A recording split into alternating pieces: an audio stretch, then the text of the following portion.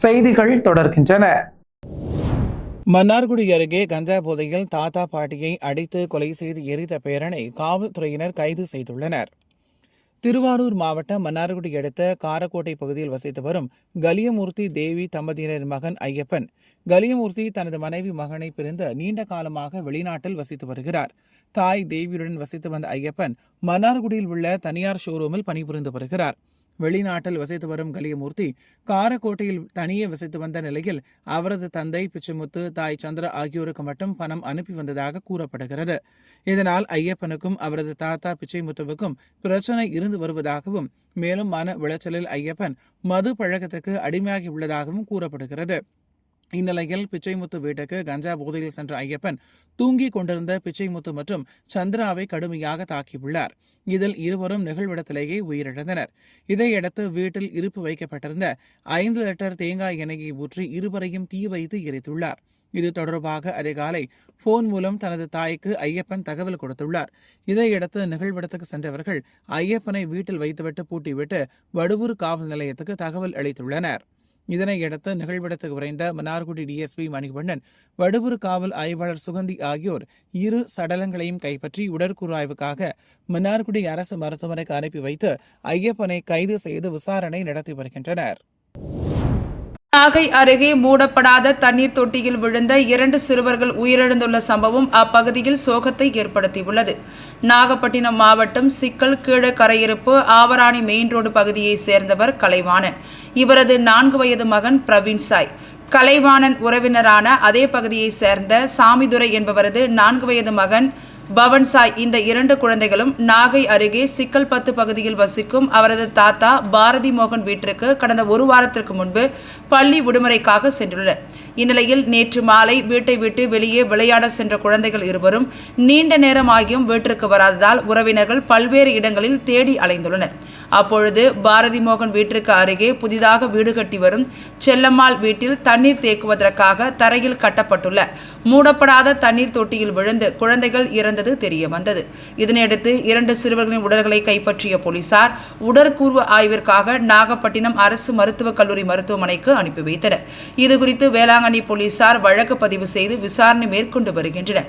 4 வயது குழந்தைகள் இருவர் மூடப்படாத தண்ணீர் தொட்டியில் விழுந்து உயிரிழந்துள்ள சம்பவம் அப்பகுதியில் சோகத்தை ஏற்படுத்தியுள்ளது. ஸ்ரீரங்கம் ரங்கநாதர் கோவில் சித்திரை தேரோட்டம் வெகு விமர்சையாக நடைபெற்றது. திருச்சி ஸ்ரீரங்கம் ரங்கநாதர் கோவில் சித்திரை தேர் திருவிழா கடந்த 6ஆம் தேதி கொடியேற்றத்துடன் தொடங்கியது. தினமும் பெருமாள் பல்வேறு வாகனங்களில் வீதி உலா வந்து பக்தர்களுக்கு அருள் பாலித்தார். இந்த நிலையில் சித்திரை தேர் திருவிழாவின் முக்கிய நிகழ்வான திருத்தேரோட்டம் இன்று காலை நடைபெற்றது. இதனையொட்டி பெருமாள் சிறப்பு அலங்காரத்தில் திருத்தேரில் எழுந்தருளினார். தொடர்ந்து சிறப்பு பூஜைகளுக்கு பிறகு தேர் வடம் பிடித்து இழுக்கும் நிகழ்ச்சி தொடங்கியது. இதில் ஏராளமான பக்தர்கள் கலந்து கொண்டு திருத்தேரை வடம் பிடித்து இழுத்தனர். இதில் திருச்சி மட்டுமல்லாது சுற்று வட்டார மாவட்டங்களிலிருந்து ஏராளமான பக்தர்கள் கலந்து கொண்டு பெருமாளை தரிசனம் செய்தனர். பரபரப்பான அரசியல் சூழலில் நடைபெறும் முக்கிய நிகழ்வுகளை சிறப்பு செய்தியாக பார்க்கலாம்.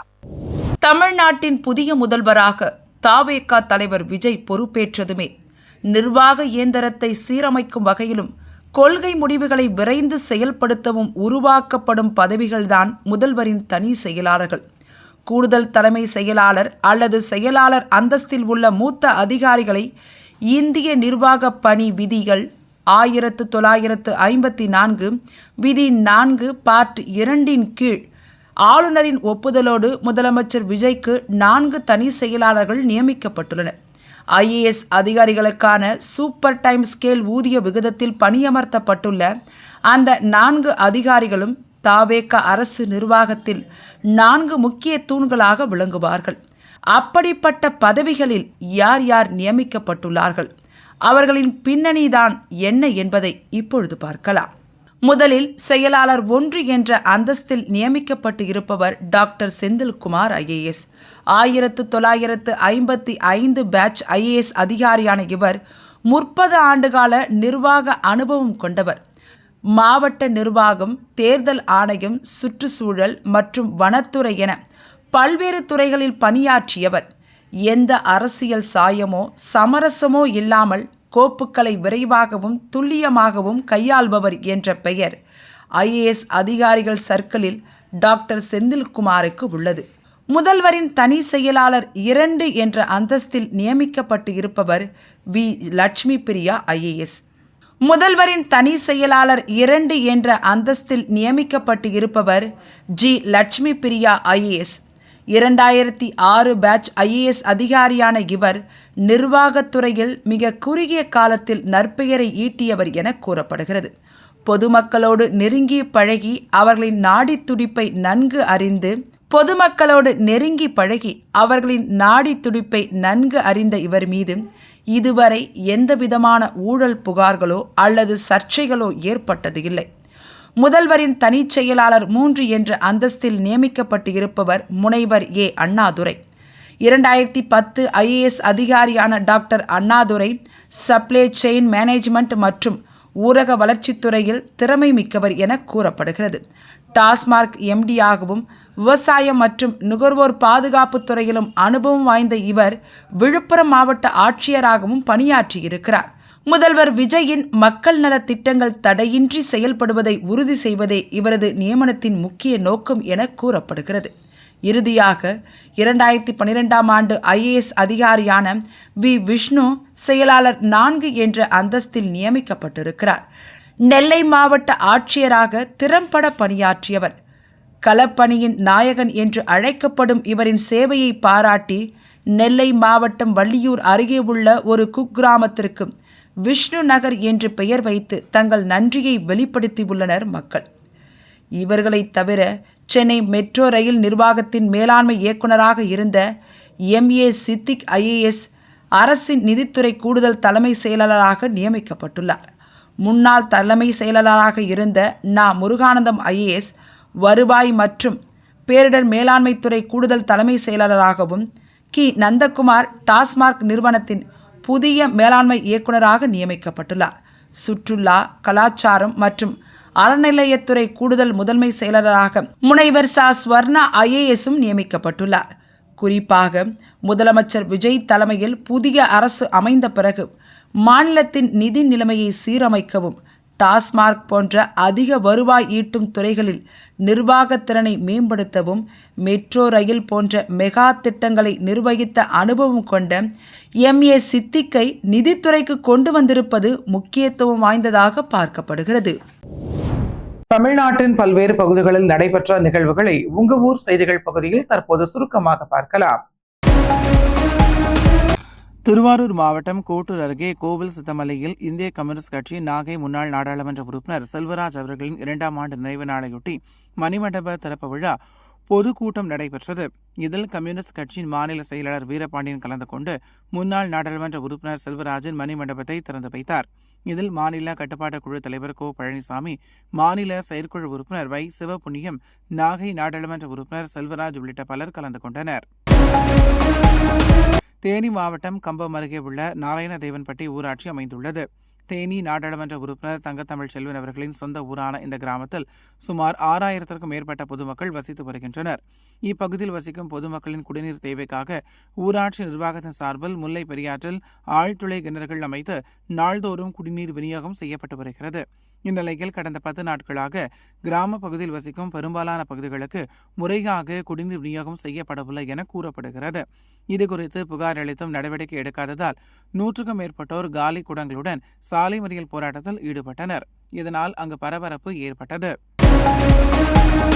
சேலம் மாவட்டம் வாழப்பாடி அடுத்த பெருமாள் பாளையம் கிராமத்தை சேர்ந்தவர் மாயக்கண்ணன் வசந்தா தம்பதியினர். இவர்களின் 11 வயது மகள் விளையாடிக் கொண்டிருந்த போது அப்பகுதியை சேர்ந்த முதியவர் லட்சுமணன் என்பவர் சிறுமியை அழைத்து சென்று பாலியல் சீண்டல் செய்துள்ளார். இதுகுறித்து தாயிடம் கூறியதையடுத்து அதிர்ச்சி அடைந்த தாயார் இதுகுறித்து வாழப்பாடி மகளிர் காவல் நிலையத்தில் புகார் அளித்தார். புகாரின் பேரில் லட்சுமணனை விசாரித்து போக்சோ வழக்கில் கைது செய்த போலீசார் சிறையில் அடைத்தனர். விழுப்புரம் மாவட்ட அதிமுக மாவட்ட செயலாளராக பசுபதி என்பவரை அதிமுக பொதுச் செயலாளர் எடப்பாடி பழனிசாமி நியமனம் செய்துள்ளார். இதற்கு எதிர்ப்பு தெரிவித்து முன்னாள் அமைச்சர் சண்முகம் ஆதரவாளர்கள் திண்டிவனம் மொட்டையன் தெருவில் உள்ள அவரது இல்லம் வரைந்திருக்கும் முன்னாள் எடப்பாடி பழனிசாமி உருவப்படத்திற்கு கருமை பூசியும் செருப்பால் அடித்தும் அதிமுகவினர் எதிர்ப்பை வெளிப்படுத்தினர். இதனால் அந்த பகுதியில் பரபரப்பு ஏற்பட்டுள்ளது. இந்த பகுதியில் தற்போது DSP பிரகாஷ் விசாரணை நடத்தி வருகிறார். மயிலாடுதுறை மாவட்டம் குத்தாலம் தாலுகா ராஜகோபாலபுரத்தில் உள்ள பிரசித்தி பெற்ற ஸ்ரீ ஐயன் பிடாரியம்மன் ஆலயத்தில் தீக்குழி இறங்கும் தீமிதி திருவிழா கடந்த 29ஆம் தேதி காப்பு கட்டுதல் நிகழ்ச்சியுடன் தொடங்கியது. தினம்தோறும் அம்மனுக்கு சிறப்பு அபிஷேகம் செய்யப்பட்டு சிறப்பு அலங்காரத்தில் வீதி உலா காட்சி உள்ளிட்ட பல்வேறு நிகழ்வுகள் நடைபெற்று வந்தது. தொடர்ந்த விழாவின் முக்கிய நிகழ்வான தீமிதி திருவிழா இன்று விமர்சையாக நடைபெற்றது. இதில் ஏராளமான பக்தர்கள் மஞ்சள் உடை உடுத்தி தீமிதித்து தங்கள் நேர்த்தி கடனை செலுத்தினர். புதுக்கோட்டை மாநகராட்சிக்குட்பட்ட பெரியார் நகரில் உள்ள காங்கிரஸ் கட்சி மாவட்ட அலுவலகத்தில் அக்கட்சியின் ஆலோசனைக் கூட்டம் நடைபெற்றது. இந்த கூட்டத்தில் சிவகங்கை நாடாளுமன்ற உறுப்பினர் கார்த்தி சிதம்பரம் கலந்து கொண்டார். பின்னர் செய்தியாளர்களை சந்தித்த அவர், அதிமுக எந்த உருவத்தில் வருபவர்களையும் அரசாங்கத்தில் சேர்த்துக் கொள்ள வேண்டும் என்கிற அவசியம் முதலமைச்சருக்கு இல்லை என்றும், அவர்கள் இல்லாமலேயே அவரால் ஒரு நிலையான ஆட்சியை 5 ஆண்டுகளுக்கு தர முடியும் என தெரிவித்தார். மேலும் திமுகவை தான் மதிப்பதாகவும், திமுகவை யாராவது ரைட் ஆஃப் பண்ணாங்கன்னா அவர்களுக்கு அரசியல் புரிதல் இல்லை என்ற அர்த்தம்தான். அது ஒரு பலமான அரசியல் கட்சி. திமுக ஆட்சி அமைக்கும் நிலையிலே இல்லை. இந்த நிலையில் நாங்கள் வெளியே வந்து தவிகவுக்கு ஆதரவு கொடுத்ததால் முதுகுல குத்துனதா சொல்ல முடியாது என கூறினார். திருவண்ணாமலை மாநகராட்சிக்குட்பட்ட புதுத்தெரு 4வது தெருவை சேர்ந்தவர் சஹானா. இவர் திருவண்ணாமலையில் உள்ள தனியார் மருத்துவமனையில் செவிலியராக பணியாற்றி வருகிறார். கடந்த 7ஆம் தேதி ராமகிருஷ்ணா உணவகம் அருகே உள்ள ஏடிஎம்மில் பணம் எடுக்க சென்றுள்ளார். ஏடிஎம் கதவை திறந்து கொண்டு மற்றொரு இளைஞர் அத்துமீறி உள்ளே சென்று தான் பணம் எடுக்க வேண்டும் என கூறி அவரை வெளியே போக கூறியுள்ளார். சஹானா பணத்தை எடுத்துக்கொண்டு போகிறேன் என கூறியதால் அவரிடம் வாக்குவாதத்தில் ஈடுபட்டுள்ளார். இதனையடுத்து அந்த பெண்ணின் முகத்தில் போடப்பட்டிருந்த துணியை அகற்றி சரமாரியாக தாக்கிவிட்டு அங்கிருந்து தப்பி ஓடியுள்ளார்.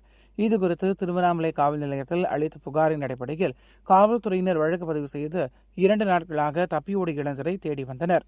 இந்நிலையில் அந்த இளைஞர் வேங்கிக்கால் பகுதியை சேர்ந்த அவினாஷ் என்பவரை கைது செய்து 4 பிரிவுகளின் கீழ் வழக்கு பதிவு செய்து சிறையில் அடைத்தனர்.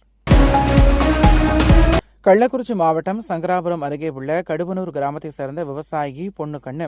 இவர் புதூர் கிராமத்தில் உள்ள காப்புக்காடு அருகே சுமார் 3 ஏக்கரில் கரும்பு பயிரிட்டிருந்தார். காட்டு பன்றிகளிடமிருந்து கரும்பு பயிரை பாதுகாக்கும் நோக்கில் விவசாய நிலத்தை சுற்றி மின்வேலி அமைத்திருந்ததாக கூறப்படுகிறது. இதனால் இரவு மின்சாரம் செலுத்தப்பட்டிருந்தது.